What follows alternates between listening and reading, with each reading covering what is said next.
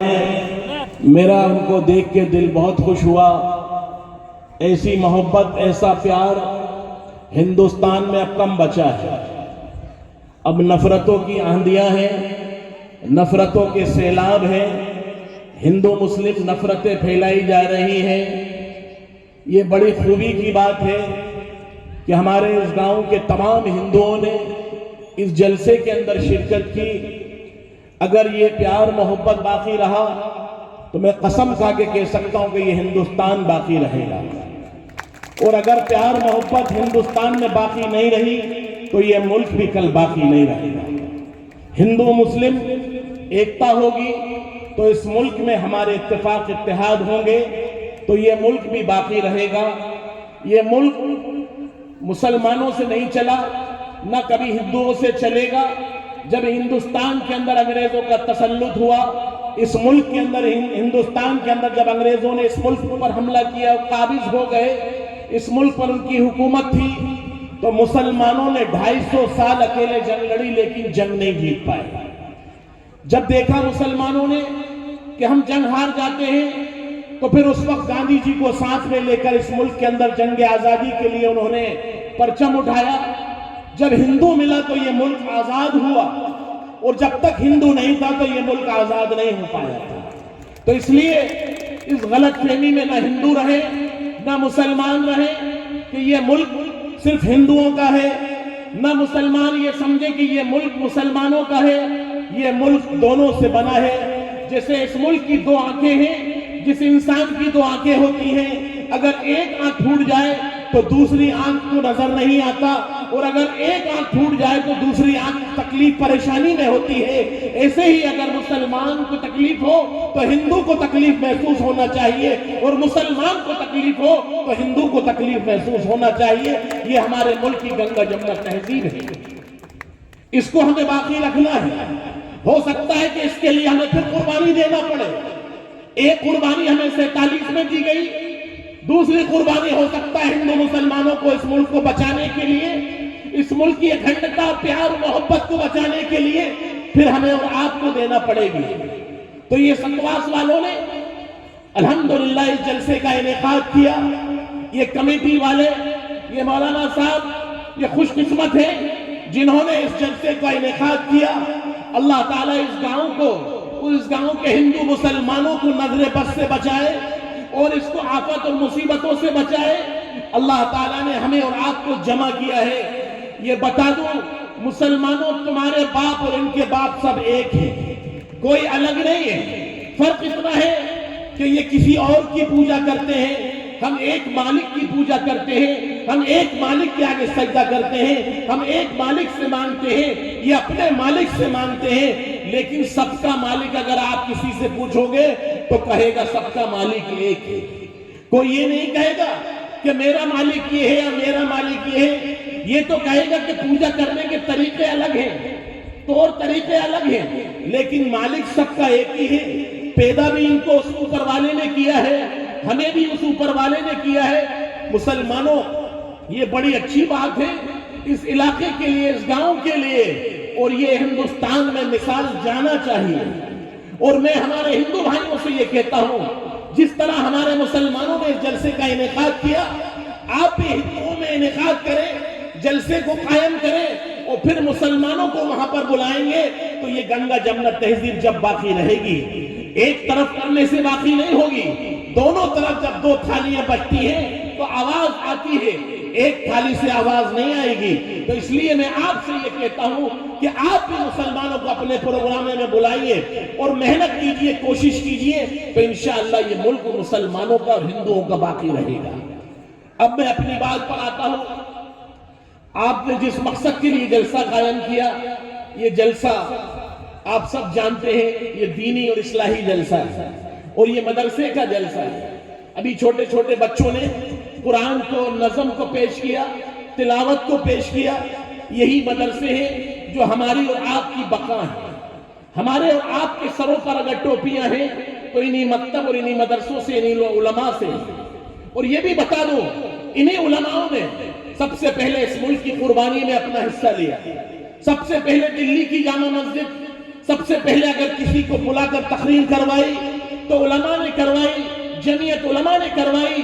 گاندھی جی کو اس ملک کی آزادی کے لیے کہا تو سب سے پہلے علماء نے کہا۔ دلی کی جامع مسجد کے ممبر سے بٹھا کے ہمارے اکابر نے، ہمارے علماء نے یہ کہا کہ گاندھی جی آؤ، وہ تقریر کرو تاکہ ہندو اور مسلمان ہم اس ملک میں 7 جنگ انگریزوں سے لڑ سکیں، تو وہ بھی علماء نے کیا۔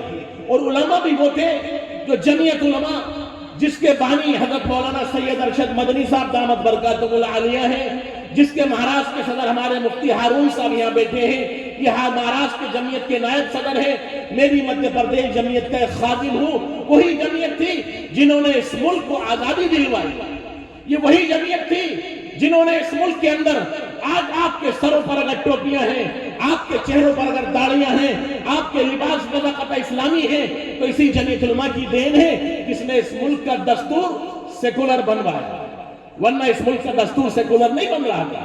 تو یہی جمعیت علماء ہے جس کے بانی حضرت مولانا مفتی کفایت اللہ صاحب ہیں، حضرت مولانا حسین احمد مدنی ہیں۔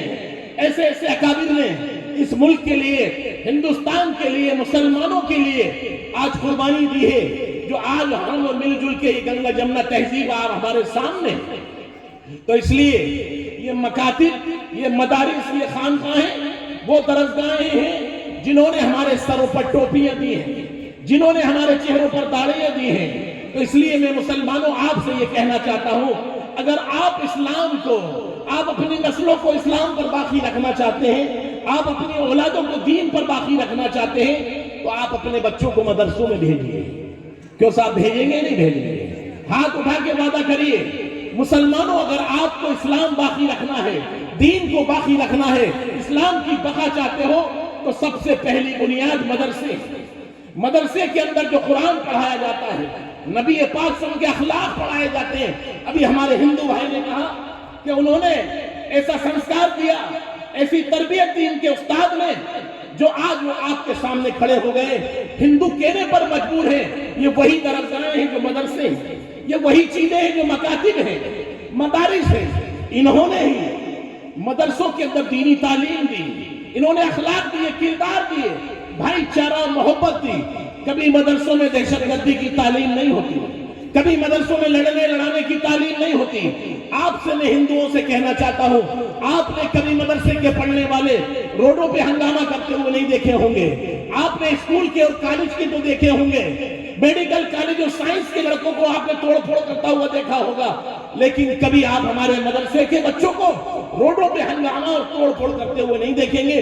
یہ ہمارے مدرسے کی شکشا ہے، یہ تعلیم ہے، یہ ایجوکیشن ہے جو ہمارے مدرسوں میں دی جاتی ہے۔ تکلیف پہنچانا، پریشان کرنا، مصیبت میں لوگوں کو ڈالنا، یہی اسلام منع کرتا ہے، یہی اسلام تعلیم دیتا ہے۔ آپس میں مل جل کے رہنا، آپس میں تعلیم دینا، یہ مدرسوں سے دی جاتی ہے، یہ مدرسوں میں سکھایا جاتا ہے، یہ مدرسوں میں اخلاق پڑھائے جاتے ہیں، یہ مدرسوں میں کردار پڑھائے جاتے ہیں، مدرسوں کے اندر بھائی بھائی کا حق سکھایا جاتا ہے، بھائی بھائی سے کیسے محبت کی جاتی ہے، بھائی بھائی سے کیسے پیار کیا جاتا ہے، یہ مدرسوں میں سکھایا جاتا ہے۔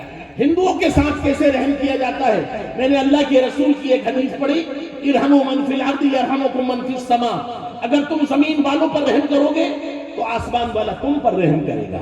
زمین والوں پہ نہ ہندو آئے، نہ مسلمان آئے، نہ کوئی آیا، ساری جاندار چیز آ گئی اس کے اندر، چاہے اس میں جانور ہو، چاہے اس میں پرندے ہوں، چیٹیاں ہوں۔ اگر تم انسانیت پر رحم کرو گے، جاندار چیزوں پر رحم کرو گے، تو آسمان والا تم پر رحم کرے گا، اور اگر تم انسانوں پر رحم نہیں کرو گے تو اللہ تعالیٰ تم پر رحم نہیں کرے گا۔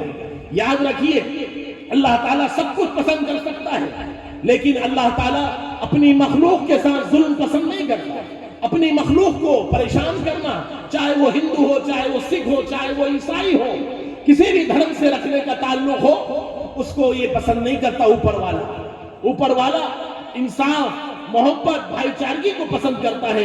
یہی ہمارے مدرسوں کی شکشا ہے، یہی ہمارے مدرسوں کی تعلیم ہے جو الحمدللہ آج ہمارے مدرسوں میں دی جاتی ہے۔ کچھ لوگ یہ چاہتے ہیں کہ مدرسوں کو بدنام کیا جائے، مدرسوں کے اندر غلط بات پیدا کی جائے، مدرسوں کے اندر غلط بات بتائی جائے۔ میرے بھائیوں، ہندوستان کے اندر الحمدللہ وہ مدرسے ہیں جہاں پر کبھی کسی غلط بات کی تائید نہیں کی جاتی، کبھی کسی غلط بات کا ہم سمرتھن نہیں کرتے۔ الحمدللہ ہم سمرتن کرتے ہیں اچھی بات کا. ہر سماج کے اندر، ہر علاقے میں، ہر مذہب کے لوگوں میں کچھ نہ کچھ خرابیاں ہوتی ہیں. یہ نہیں کہ اگر ایک نے غلطی کری تو پورا سماج خراب ہو جاتا ہے. آپ کے اندر بھی، ہندوؤں میں بھی سماج میں خراب ہوتے ہیں، مسلمانوں کے سماج میں بھی کچھ لوگ ایسے ہوتے ہیں جو خراب ہوتے ہیں، لیکن ایک کے خراب ہونے سے پورا سماج خراب نہیں ہوتا. اس لیے میں آپ سے یہ کہتا ہوں، آپ حضرات ایسے بنو کہ لوگوں کو یہ بتاؤ کہ یہ اسلام ہے، یہ دین کی تعلیم ہے، یہ ہمارے نبی پاک صلی اللہ علیہ وسلم کے اخلاق ہیں، یہ کردار ہیں. اگر آپ نے یہ تعلیم دی تو سمجھ لو جو نفرتوں کی بھاؤ چل رہا ہے، جو نفرتوں کی ہوائیں چل رہی ہیں، وہ ختم ہو جائیں گی. ہمارے صدر محترم حضرت مولانا سید ارشد مدنی صاحب دامت برکاتہم العالیہ، اللہ ان کا سایہ دائر قائم فرمائے. ان کی اس ملک میں جو قربانیاں ہیں اس کی کوئی نظیر نہیں ہے. کتنے بے گناہ مسلمانوں کو جیلوں سے رہا کروایا گیا. جو آسام کے اندر، آپ گجرات کے اندر باڑھ میں، کیرلا کے اندر باڑھ میں پریشان ہوئے، ان کی مدد کی گئی. یہ ہمارے سید حضرت مولانا ارشد مدنی صاحب دامت برکاتہم العالیہ نے کیا. وہ فرماتے ہیں کہ آگ کو آگ سے نہیں بجھایا جا سکتا، آگ کو محبت سے بجھایا جائے گا، آگ کو پیار سے بجھایا جائے گا.